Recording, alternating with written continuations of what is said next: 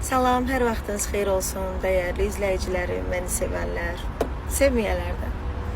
Neçə gündür baxıram, həqiqətən özüm də belə utanıram. Nə qədər yəni həmkarlarımız, nə qədər xalq artistimiz, əməkdar artistimiz, yəni adlarını çəkmirəm vallahi. Özüm də utanıram. Yəni bu qədərmi böyük, göz üzdə böyümüşəm. Başım sal başaq öz işimdə, öz gücümdəyəm. Öz sənətimdə, toylarımda, işimlə, gücümlə məşğulam. Axı sizə mənim nəsə bir zərərim varmı? Efirdə nə danışmışam, nə demişəm? Əvvəla mən hər zaman öz mədəniyyətimi, öz insanlığımı qoruyuram, efirdə danışığımı bilirəm. Yəni bu qədər bunu bu cür danışıb böyütməyin nə yeri var ki? Şəbnəm Zilxandır, Bəmxandır. Sözüm İlahiyə deyil, bir başqalarınadır. İlahə ilə toyda görüşdük, öpüşdük.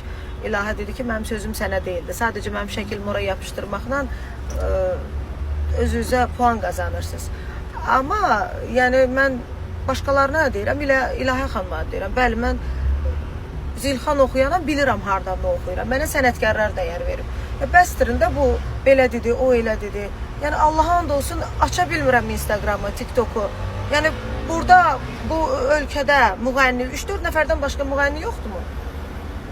Məncə özünüzdən danışın, öz yeni işlərinizdən danışın. Bax biz necə kliplər çəkdiririk, yeni mahnılar alırıq, nələrsə çalışırıq eləməyə, yollardayıq, ora, bura tələbat var.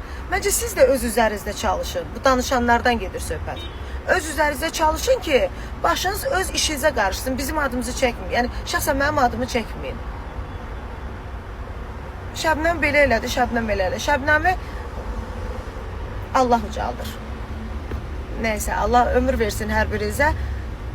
Sənətçiyə sənətçi deyərlər, sənətkara da sənətkar deyərlər. Sağ olun.